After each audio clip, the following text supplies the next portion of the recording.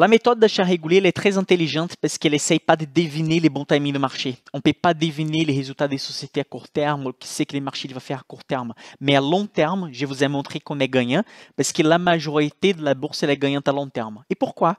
Même si c'est le secteur immobilier ou le secteur des services vont pas bien, la technologie va bien. Okay? L'industrie va bien et vice-versa. La bourse, en fait, c'est le résumé de tous les secteurs de l'économie et c'est pour ça qu'elle est gagnante à long terme. On n'a même pas besoin des matières premières infinies qui vont durer pour l'éternité pour que la bourse puisse monter pour l'éternité. Parce qu'en fait, des nouveaux services, nouveaux produits, la créativité, on va remplacer des anciennes sociétés par des nouvelles sociétés.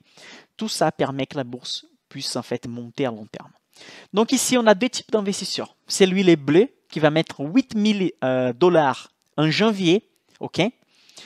D'un seul coup, il va voir combien il a rentabilisé après 8 mois en août. On a l'investisseur en orange qui va mettre 1000 euros, 1000 dollars dans ces cas par mois. Il va voir combien il va terminer son investissement en août. Vous voyez en marron, c'est les prix de l'action ou les prix de l'ETF. 10 dollars, 14 dollars, 9 dollars, 13,5, 8, 8,5, 7,5 et 10. Donc les prix de l'action, il va bouger, il va changer, évidemment. La personne qui a acheté a mis les 8000 dollars dans un seul coup, elle a acheté toutes les actions à 10 dollars.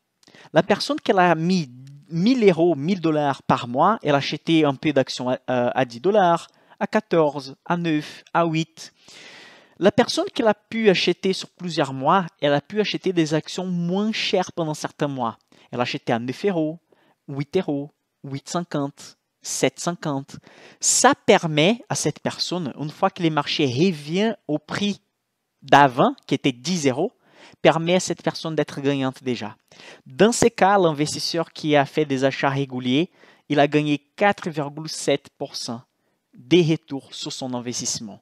Du coup, il a commencé à acheter l'action à 10, il a terminé à 10, mais pendant cette période, il a pu acheter des actions moins chères et donc son prix moyen est moins de 10. Son prix moyen, c'est de 9 dollars et 61 centimes.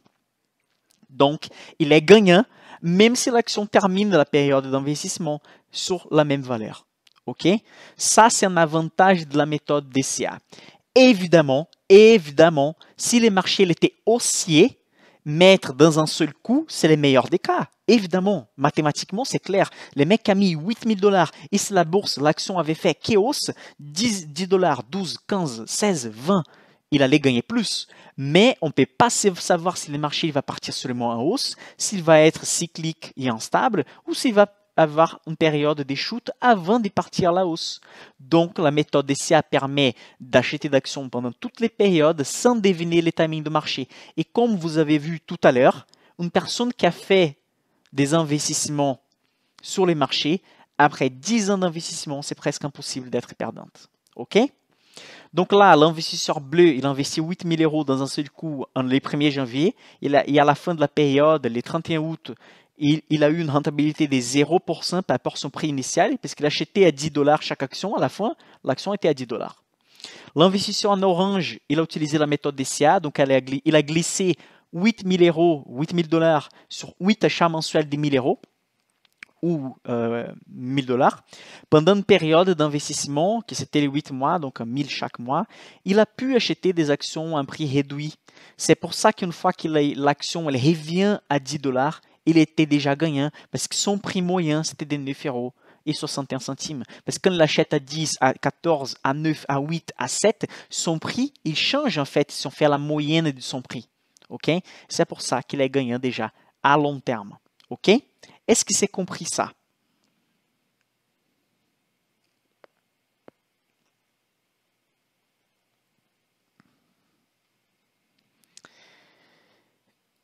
Ok?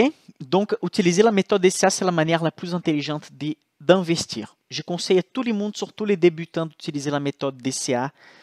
Et ensuite, restez là parce que je vais vous expliquer comment investir l'argent pendant les crises. Comment j'ai fait l'année passée. Ça, j'ai jamais parlé sur YouTube. Comment j'ai fait l'année passée.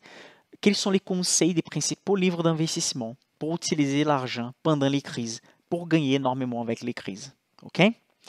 Évidemment, sans arrêter d'investir pendant les périodes de hausse aussi. Ça marche?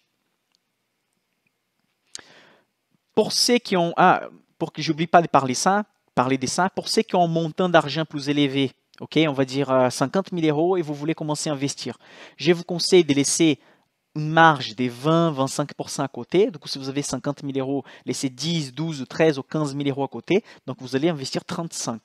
Divisez ces 35 en 10 achats mensuels de 3 500 euros. Toutes les études montrent que si vous avez un montant élevé, c'est plus intelligent de diviser ces achats sur des achats réguliers en moins d'un an, mais quand même sur plusieurs mois. OK?